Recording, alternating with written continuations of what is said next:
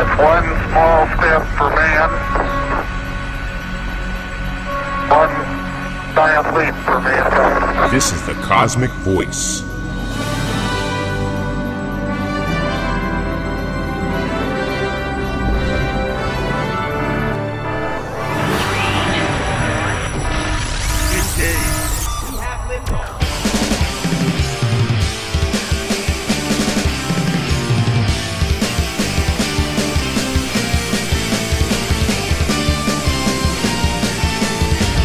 Cosmick Voice. Music, talk, and nothing but business with your hosts, Chris Natalini and Mick Michaels.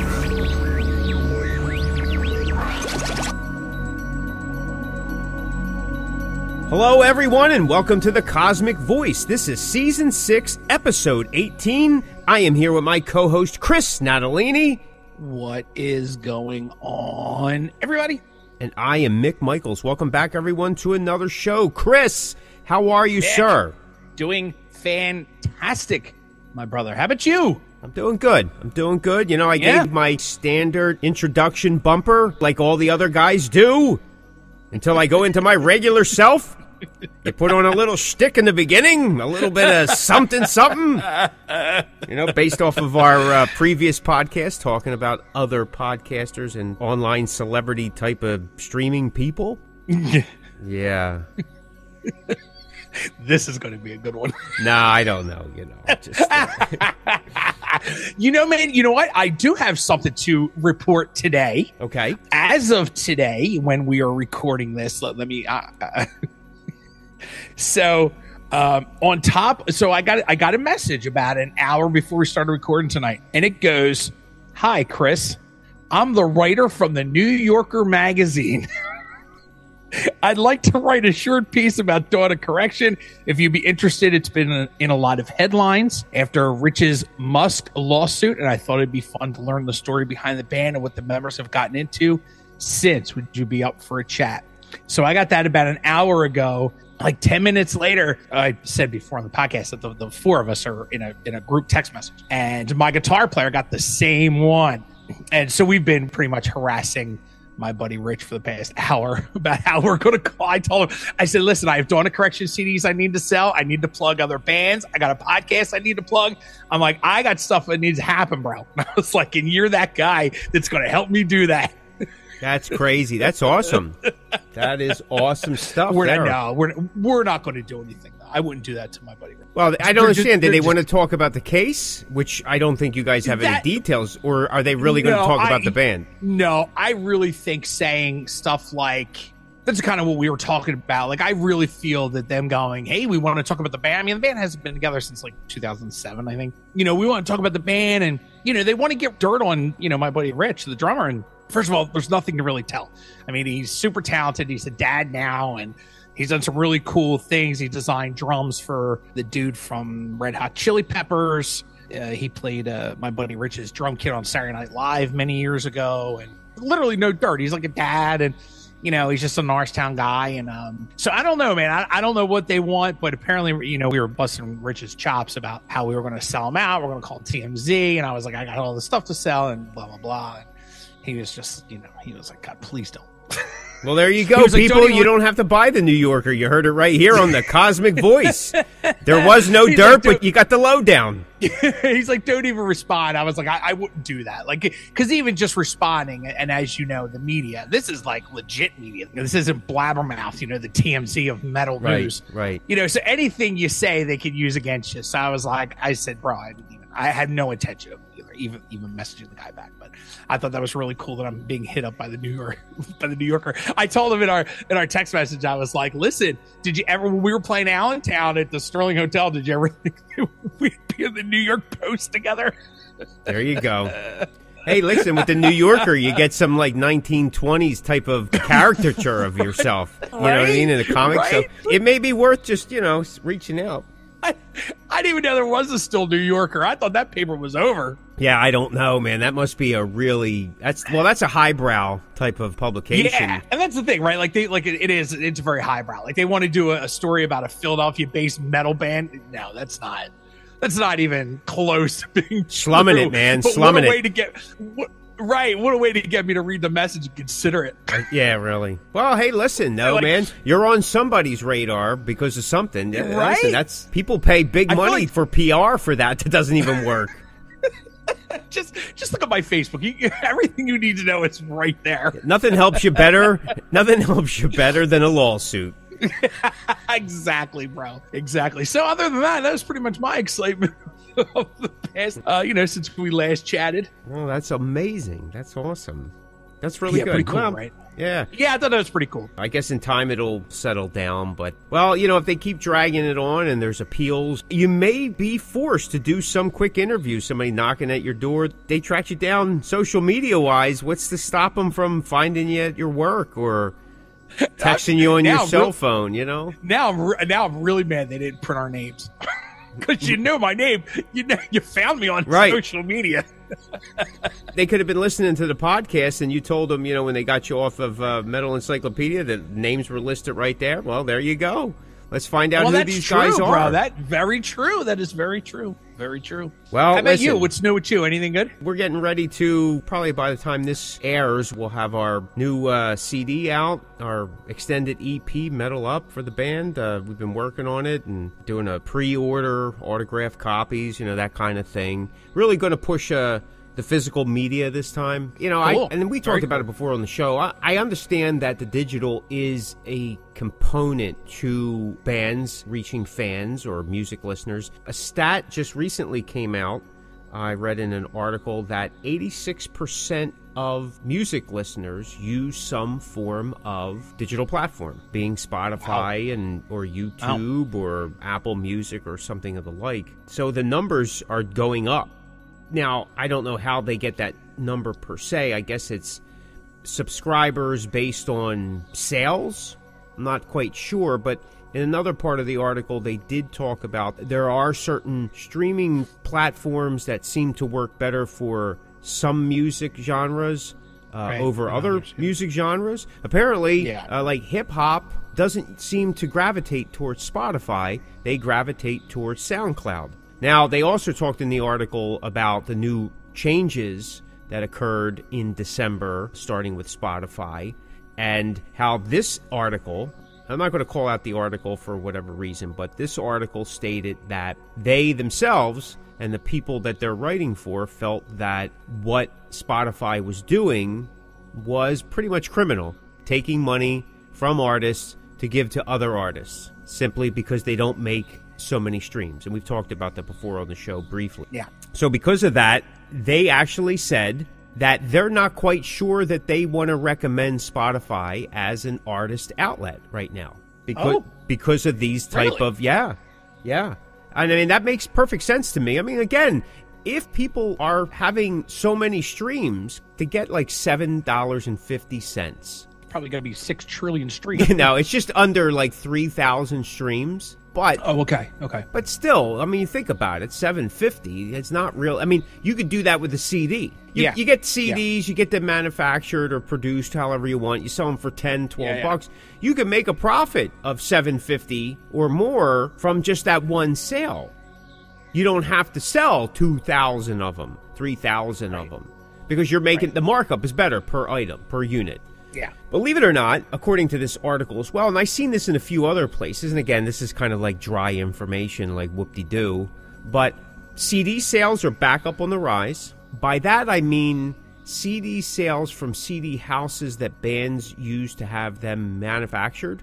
So more bands are starting to buy CDs again to have on their merch table, because they're seeing the better profit margin. Well, sure. My singer often says on stage, take a piece of us home, but really that's what it is. It's something they get tangibly to take home. 100%. And so there is 100%. a little bit more inclination for them to buy it, because it's like buying up something out of a store. You get to take it home. Remember the days of that? You went to the store, you paid for something, you got to take it home. Digital, you're not really taking anything home. And here's the other thing that people have talked about, and this was an article I read earlier in the day before reading this last one, is that, and I wasn't completely aware of this because I never did MySpace. I never was involved in MySpace. And like I said, I told you before, I came to Facebook late in the game. Yeah. because I just tried to stay away from, social media. I wasn't really interested in it. But anyway, thousands and thousands of bands lost music when MySpace folded up. They had no way to recover it. They had no way to back it up. So many bands lost demos. Bands that came and went, but now there's nothing to them. Nothing. Yep. And there was bands I read a story about a band that had a decent local following, was doing okay. All their stuff was on MySpace. They seemed to stay active. Then some other band got signed, had the same name, did a copyright thing or something like that. MySpace didn't even give them an opportunity to refute it or to show documentation. Or again, I'm going with the article said. I'm just taking it for face value. Didn't give them a chance to get their material. Next day, page, whatever they called it, was completely gone. They had no recourse. I've heard stories about Instagram, too, when Facebook first took over Instagram. I heard that as well. Really? People had lost their pages for whatever reason, for standards and stuff. Don't you think, and honestly, I'm about to open up a can of worms, which probably could be a show on itself, but don't you, and I just had a conversation with this, a couple of friends of mine, don't you feel that with our genre of music, my genre, your genre, the heavy metal, more the underground stuff, like our level stuff, don't you feel that CDs are more sold than our stuff being streamed?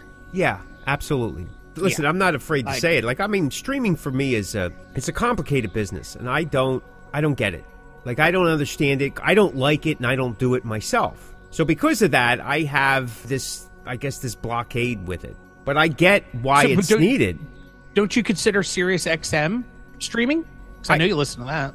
I do. I guess so. I pay for a subscription, so I guess that it is. But it's like I paid for a radio station of specific music that I like. Okay, that's fair. Yep. You know what I mean? That's fair. Because, how many of us would flip through stations, in the car? Yeah. It was kind of like an old hat thing if you didn't like something. The only time you were kind of stuck listening to a radio station is when you were at work. You know what I mean? You weren't anywhere near it. Yeah, I got you. Yeah, I got you. So, but you're right. Fair. I would assume that there is a level of the streaming element because it is a digital signal. However, I see what you're saying, but I do believe that for us, my demographic of listeners for my style of music, I think that CDs are a bigger draw to them. I think that albums would be even a bigger draw, like, vinyl. It's just that it's still costly. Price has gone down. It's gone down significantly in the last 6 months.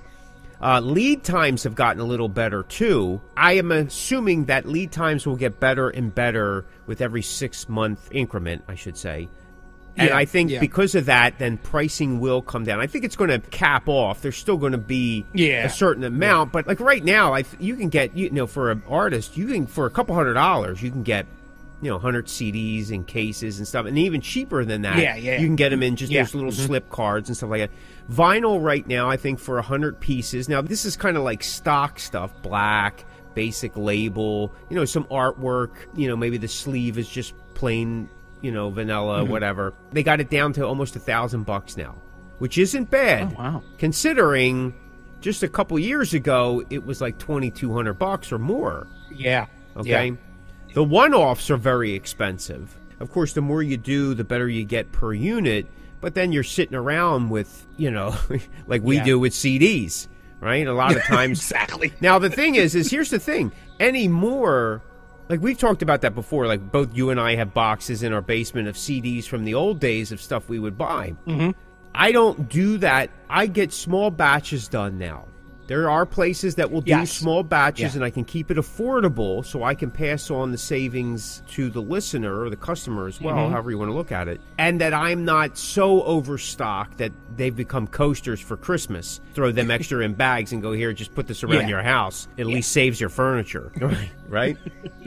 Yeah, 100%. But now I have a bit more control over the stock. So when I'm getting low, I get some more because I know what sells. And there's some that, hey, listen, you keep a couple in stock. They're good to have on hand. And then some just get faded out over time. Like a lot of our EPs over time will get faded out as new EPs come in and we're pushing certain albums. There's not a table big enough for all the stuff you guys have in terms of recording. It's recordings. Yeah, apparently my basement isn't big enough anymore either. Yeah, yeah, well- I do. I feel that our genre, your genre, our demographics are pretty much still CD based and vinyl, for sure. Because I mean, I know I buy vinyl. I mean, I don't buy a lot. Like, it has to be a special thing. Like, I'm buying, of course, I pre-ordered the new Judas Priest, and I got the Van Halen remasters, and like, I don't buy everything vinyl. I buy certain things that I want on vinyl. But yeah, I feel that our genres are very CD driven. Yeah, absolutely. That stems back from the roots of this genre. I really do. Because I mean, there was so much. Was it a patch? Was it a pin? Was it a sticker? Was it a CD? Was it whatever? Honestly, if you remember, I went to concerts besides like local shows or something like that. I don't really remember going to the big concerts and being able to buy CDs or albums. Just was a lot of it was shirts, maybe a pin. It's funny you said that. You're right. Yeah, I mean, maybe here and there, but you're right. Not very often. Yeah, it wasn't very often. So it was a big deal when you went to a local show, a big local or regional show. And what I mean by that is, at that time, non-national, like non-big band coming through. Yeah. It was like tapes. It was tapes. It was that kind of stuff. So sometimes that's where you were getting, some of that underground stuff. But you went to a show, a big show, say like the Spectrum or wherever, and it was primarily T-shirts. T-shirts were the big thing. And keychains. Stuff like that. That kind of stuff. So I think you're right. Oh my God, you are so right. I never thought about that. But merch is definitely that hard rock, heavy metal thing. It really is. Yes. It goes hand in hand. It makes sense. Nowadays, and again, I mean, I've played on cross-genre bills. Some were good, some were just like a train wreck because you just never know what you were getting. And we talked about this before a couple seasons back. It really throws off the audience because they don't know what they're getting. Yeah. I've done shows with rap acts, which is always something because your audience is just completely different. There may be some carryover, but you seldomly see There's not much. Yeah. There's booking companies out there that put together these shows at venues that do multi-genre bills, and sometimes there could be like 9 different bands or groups or duos or solo artists all on there, and they're all different. And to me, that sounds like open mic. Yeah, that's exactly what it is. It's open mic. Yeah. And again, I guess there's nothing wrong with them. I'll tell you the truth, to be honest with you, besides those multi-genre bills, I've never actually been to an open mic myself. The way I used to look at the open mic thing, it was just like anybody was coming up in the audience. Like nowadays, I think people go, oh, there's an open mic, I'm going to prepare something to do. I think it's a little bit more of a strategic thing, like an easy gig for sure. For like a solo singer, karaoke style, or for sure, guitar player, folk or something, or a duo or something like that. Full band, I think that would be a little difficult to do. At least again, not ever seeing it or doing it myself, I can't speak for sure, but I know how, even though we bring minimal equipment, it would still be a bit of a task. But if you just have a guitar and a singer, I could see how that just, I guess those nights would usually be attended well. Otherwise, they wouldn't have them, you think? Well, yeah, they probably do well, and it's probably an easy night. Like, because usually legit open mic nights are usually nights of the week that, maybe the bar or club doesn't get a lot of people. So you get an open mic night and you get people that are going, hey, I'm going to perform at this open mic. And now you got people in your venue that maybe wouldn't be there on a normal night. I think that has a lot to do with it, too. It's a way just to get people in the door. I agree. A lot of these things are set up for the bar. And I understand that. You got to get people into the venue. Bar makes money. Give them some kind of entertainment. It's usually free. It's kind of a sad thing in a sense, but that's just the way it goes. Yeah. It's Russ the Boss.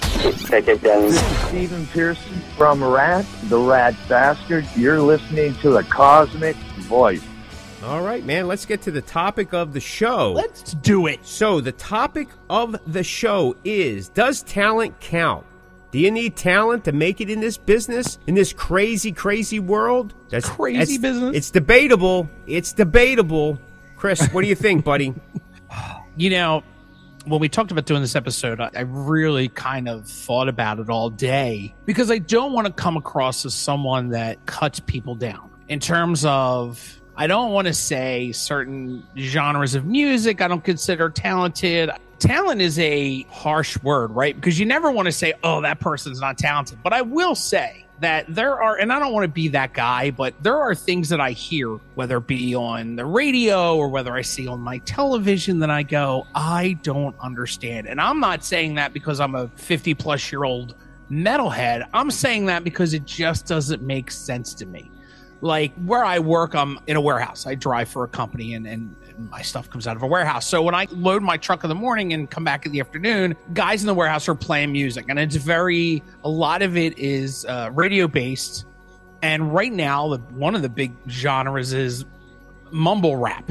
Now, I can tell you when I was a kid, even now, I'm a fan of the old school rap. Like, again, I hate to sound like that guy, but you know, I was a fan of like the LL Cool J's and the Public Enemies. And I mean, you know, I'm a white kid from suburban, streets. So, you know, I couldn't relate to what they were singing to, but I really enjoyed what they were doing. I liked the creativity. And even when I listen to back stuff from the 80s, I go, my God, these guys are, you know, just the things that they created and the way they constructed their words and the melodies are just something that's so awesome to me, even today in 2024. But there are artists on the radio, you know, when I hear a guy or female, whatever, like they're literally making up words just to match a melody, it drives me insane. Listen, I may be putting myself out there to be heckled, but I think it's just dumb. I mean, I'm not going to say that there hasn't been hard rock, heavy metal, rock artists that have maybe constructed words, maybe put two words together. But to me, it's a different thing when you're constructing a word or you're just making up mumble sounds just to fill in a melody. Nothing drives me more insane than that genre of music.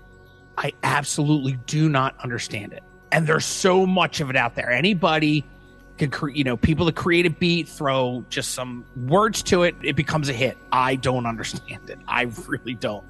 There are a lot of very talented people. First of all, I guess you kind of have to look at what the talent is, right? And what that person is doing. Are they a producer? Are they a songwriter? Are they a performer? So, you know, that has to show a bit of talent. But unfortunately, man, in 2024, I really, truly believe that, well, I hate to even say it out loud, but I really feel like there's a lot of not very talented people out there trying or have already made it, and they're not talented. And that is across every genre of music, not just one genre, not of the pop people of today. Like, there are just so many talentless people that are driving the industry, and it just really irritates me to no end. And I'm not saying that heavy metal should be, you know, ruling the airwaves. I am certainly not that guy that goes, I think a heavy metal band should be playing the Super Bowl halftime. I totally understand where the heavy metal lies. So this isn't from a guy that likes heavy metal. This is a guy, I'm speaking from a creative person, a musician, a guy that's been doing it a long time. And I've seen so many talented people just go absolutely nowhere. And it breaks my heart because, you know, how many times, Mick, have you been on a bill with a bunch of bands and there's always one band that's just unbelievably awful, and they're the ones that have the most people there? And, you know, there's super talented bands and they're just going absolutely nowhere. And it's so disheartening to me. It really is. And listen, I am certainly not saying that I am Mr. Super Talented. That is not what I am trying to say. I just feel that in 2024, we promote a lot of talentless people for the wrong reasons. And then we wonder why, when these people get in trouble, we wonder how they become role models. Well, because we put them there. Talent, unfortunately, is not what it should be. Our entire industry has been always one-hit wonders, but even some of those one-hit wonders from back in the day had at least some kind of talent. Whether they create, singing their own songs or writing their own songs. I just feel that talent, it's not something that is needed now. And that really disgusts me to no end. Well, definitely, success is not a measure of talent. We know that. That's everywhere. Everywhere. I mean, listen, I think even back in the 50s and the 60s, I mean, Fabian, the critics said that he couldn't sing, couldn't move, same with Dion and, other people. Even Elvis, prior to his making it, when he cut one of his first records, the studio guy was like, this guy has absolutely no talent, Right. So Can you imagine? Yeah. Imagine? Who knows why he said that or how he said that? It could have been taken out of context. But at the same time, maybe talent wasn't completely developed yet, which is not uncommon for a lot of artists. I mean, you sometimes cut your teeth, in the mix, so to speak. Like, you got to get out there, you got to do it, you got to get used to the ropes, and then, you start working things out. I mean, I think all bands have that. There's a bit of a learning curve. The old joke would be, like all the biggest songs were written with the same 3 chords. They sell those things, learn 40 songs in 25 minutes with the same 3 chords. And because they work, they resonate, they're easy to do. Some of the biggest rock stars, they could barely play their instruments, and they couldn't do this or couldn't do that. And the industry even supports that by signing these people who have something that the audience gravitates towards, and then they get studio musicians, ghost players, to do the stuff that they need actually to be done. They need the talent to come in to back the talent up, so to speak. Right. Look at the Milli Vanilli story, and that wasn't the first time. There was another band, I can't think of what their name was, but it happened in the 70s and early 80s as well. And also, too, like you were saying about, musicians back in the day, you look at a guy like Johnny Cash, who wasn't an amazing singer, really wasn't the greatest guitar player. And if you listen to some of his live footage, like some of the stuff, he just goes, okay, like I just wrote this today, and the band just kind of plays the same 3 chords, and then he just kind of picks up and goes in, and then he just starts spewing off lyrics. But then you go, well, is that genius? Is that talent? Is that, again, like I said, you can look at a guy like Johnny Cash, who had a great voice, but he wasn't a singer like his wife was. He just had this thing about him, and he wasn't the greatest guitar player. But we praise Johnny Cash as one of the greats.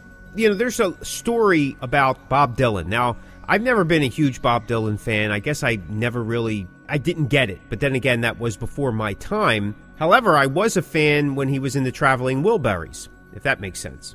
There was just something like that group together seemed to really resonate with the music that they were putting together. But when he participated in the We Are the World song back in the 80s, the whole thing for Ethiopia and all, he struggled with the fact that he was in a studio with all these great artists of the modern time and even, some prior to that. And these real good singers. And he had actually never considered himself that much of a singer. Right. He was having difficult time in the studio, I think because of what he felt he lacked. So that's kind of funny because Quincy Jones thought he did a tremendous job and he was hitting it right. He was giving that Bob Dylan-esque essence to it, where he was trying to do something that was comparable to his contemporaries at that point. Right? So, I mean, see, sometimes artists struggle that way. Like, they know that, hey, listen, I'm really this one-trick pony when it comes to my music and when we're taken out of this element. When you say with Johnny Cash or someone of similar, like, is it genius? Is it this? Is it creativity, imagination? Or is it just them being them and just doing whatever they do, and they just found an audience that likes it, and they continue to do it? There is guys that are unbelievably talented in their ability to play and all this. I mean, you think about it, you have all these herds and herds of studio musicians that people don't know who they are. They're ghost players. And they're of the top-notch ilk. They're not 3-chord Johnny or 3-chord Mickey. You know what I'm saying? These are guys and gals that really know their stuff. That's why they're brought in. But for some reason, these guys can't seem to write a hit. They can play a hit. They can give the producer or the arranger or the writer the exact thing that they need, but for some reason, they can't put it together themselves. Not everybody. I'm not saying it's across the board. And some guys choose to be studio musicians, one, because it's in, it's out, and it's a great payday. You know, a little background on Kip Winger. He was brought in constantly as a studio musician while he was trying to write songs to get a hit himself. And everybody kept just saying, I don't want to hear Kip Winger anymore. Please, don't bring me Kip Winger anymore. But he kept, he kept playing for all these other people as a ghost player. So, he had all this talent, but then finally, I guess, getting with the right mix of guys and the producer and whatever, and, you just hit your stride, and then he had something. You can have all the talent in the world and still not, unfortunately, get an audience or get someone to give you a voice, no one to champion it. So yeah, it is. Listen, I think there's a lot of that in this business. And in the last 20 years, with the rise of reality TV celebrities, well, that demonstrated, well, you don't need talent. You just need a big mouth, or you need some kind of attitude, or you need some kind of flashy dress or dressless, and you're a celebrity. I mean, how many of those early Survivor people were doing personal appearances, and so-and-so, Survivor 335. People are like, well, what is that? Was that on cable? I don't know. Cable. What's cable? You are listening to the Cosmick Voice with your hosts, Chris Natalini and Mick Michaels.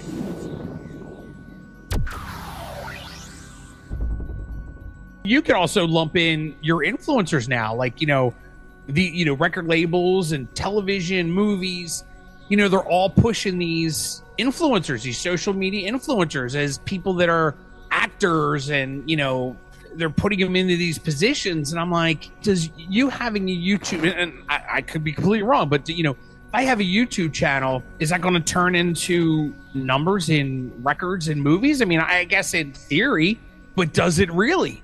Well, I guess in that moment, because everything now is a stream. It's viewed on its validity by the amount of streams that it gets. If it's a short time, then, let's do some advertising on that. Let's sell some advertising on that. Because it truly is the 15 minutes of fame now. And they really push it, really push that. Listen, not that I've ever had the opportunity or the benefit to take advantage of something like this, but I read getting 1 million views is supposed to be not a big deal anymore. Well, I mean, I haven't done it. Not a lot of us regular people haven't. Like guys that are actually out in the trenches, it's impossible, it seems. But it says that getting 1 million views isn't a big deal anymore. Like, so that's for video on YouTube. Right. But when you start breaking into the double digits, like you're breaking over 36 million, you're breaking over 56 million, you're into the 100 millions. Now you're starting to see what I mean? See how the number, like each time the tier changes. Yeah. 10, 15 years ago, my God, if you hit 1 million, that was a big deal. Yes, correct. Well, here's the thing too, Mick, like, when you look at these people that are on social media, so let's say an agent goes, oh, this kid has 1 million views on YouTube. And we've talked about this previously on another show. How do we know that the 1 million views or 1 million subscribers isn't bought? Then what? Then you hire this person, this this influencer, then you put him in front of whatever, and then you find out that there's no return on it because it's not true. And that's another thing. We've talked about that too. All these people, bands, artists, whatever, buying in these views, there's no return on it. So, now you're questioning people's talent because you're like, well, you have all these views and it doesn't mean anything. Like, there's no return if they're all fake. Well, yeah. I mean, if they're all fake, sure. There is no return. It's the same thing if you're buying on a tour, in a sense. It seems that often the crappier bands are the ones buying on the tour. Either they want to shortcut it, they don't want to put their time in, they're not seeing anything, so they figure, well, I'll just buy on a tour, at least I'll be playing in front of more people. But is it parlaying into something else? We talked about this on a couple of shows early on, about buying on the show. It's like, what happens after? If you can parlay that into something, but a lot of these bands, you don't hear from them again. They go back to local status or something like that. I mean, on some level, we all local status. It's kind of like, we go back down the ladder. All bands have this little uptick at some point in their career. But then there's a point in your career where the uptick stops. Maybe every so often there's like a little bleep on the screen, but it's short-lived. There's that window. There is that window for a lot of bands. The guys that either don't want to risk the window, want to make that window stay open a little longer, well, I guess that's what they're doing. But does that have anything to do with talent? I don't know. Nowadays, we're all chasing fire trucks. We're all storm chasers. I get it. I get it. We're all looking for that light at the end of the tunnel and the star at the top of the tree. I've been chasing it for 35 years. It seems to get further and further away every friggin' year. But that's the way it happens. It's just the way it happens, right? There's the truth. There's the nutshell right there, people. Good night.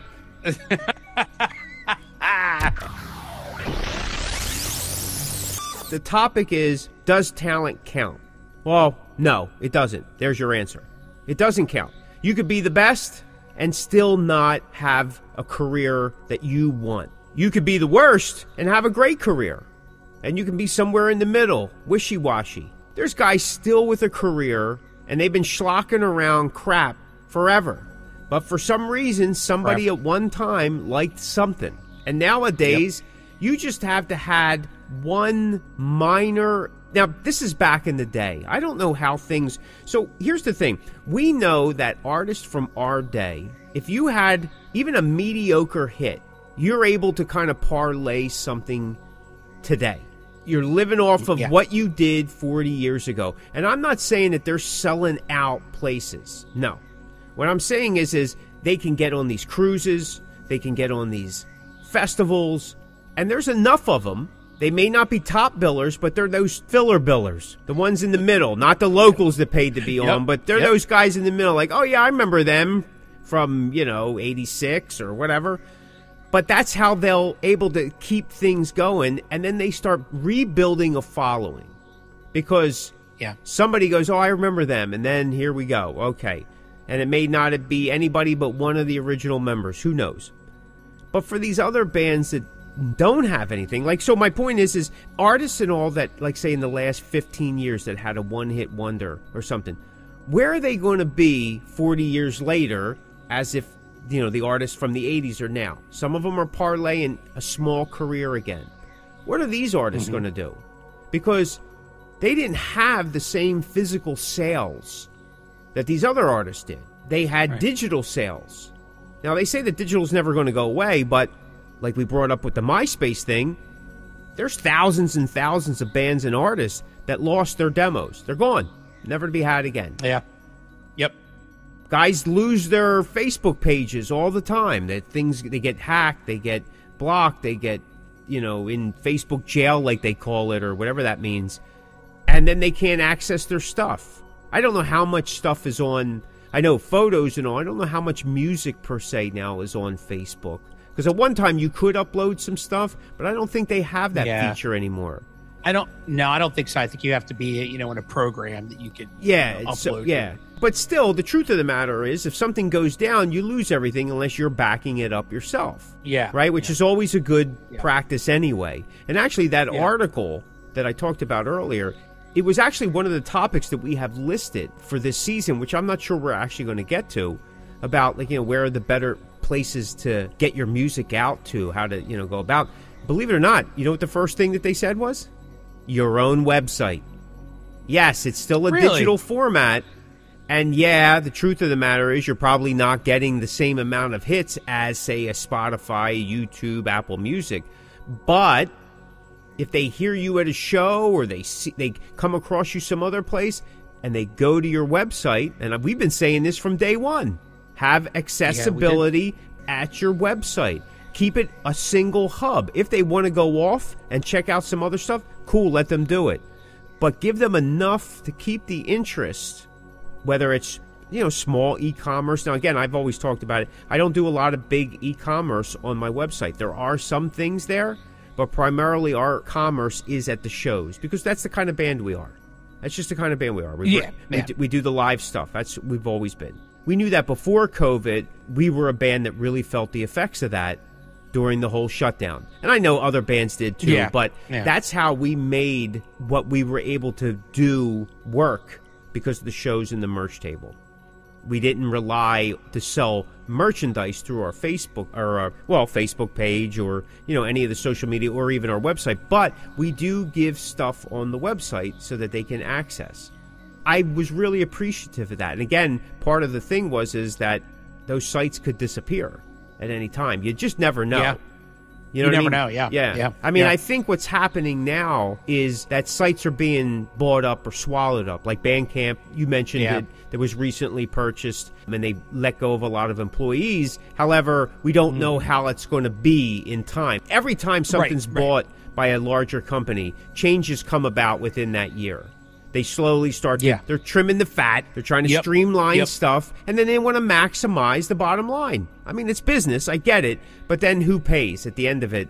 The bands wind up paying, and somewhere down the line, the downloader, listener, user has to pay a little bit more or something. It's always kind of shuffled around. Yeah, yeah. But do you need talent? Nah, you don't need talent. There's a lot of talk today that because of the digital realm, people don't play their instruments. They do a 5-6 second play, and then they copy and paste. Well, listen, I get it. Sure, if your band is primarily laptops, well, then that's the easy way to do it. If your band is not everybody's playing an instrument, well, okay, maybe that's the way you do it. If your band is using a ton of backing tracks to fill in the gaps or to be the gap, well, I get it.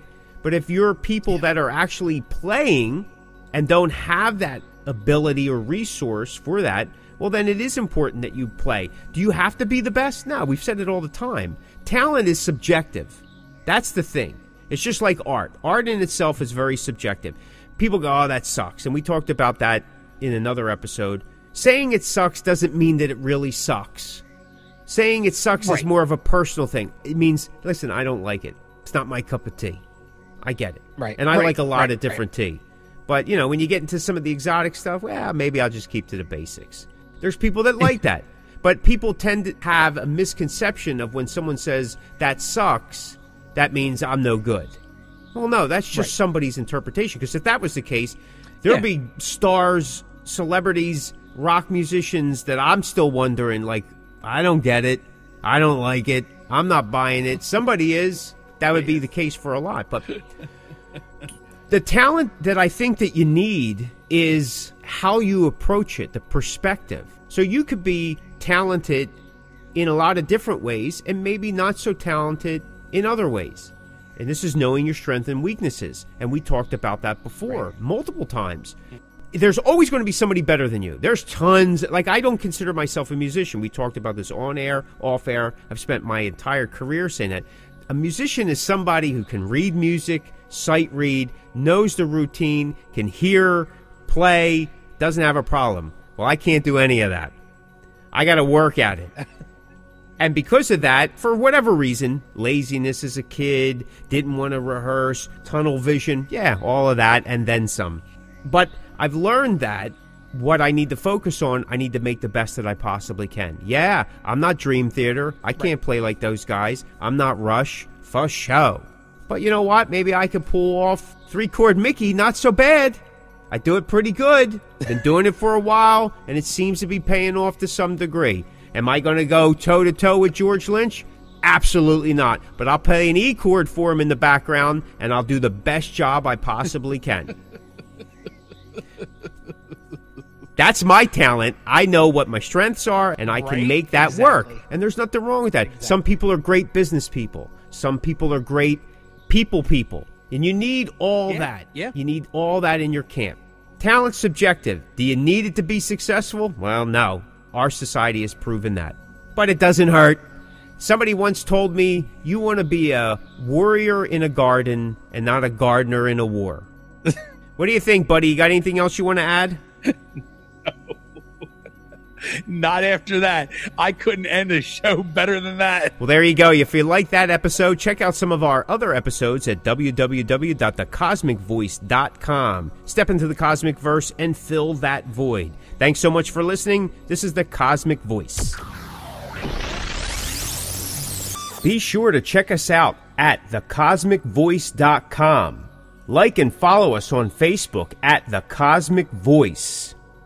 You can find The Cosmick Voice everywhere you listen to online podcasts, like Deezer, Google Podcasts, Apple Podcasts, Spotify, Anchor, Stitcher, and so many more. All right, folks, that's going to do it for us. If you're hearing this message, you've listened to the entire episode.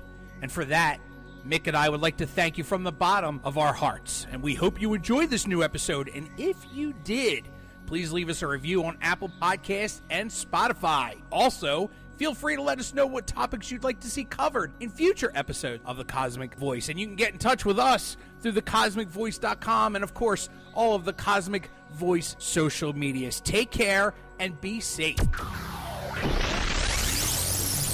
You're listening to the Cosmick Voice. Music, talk, and nothing but business.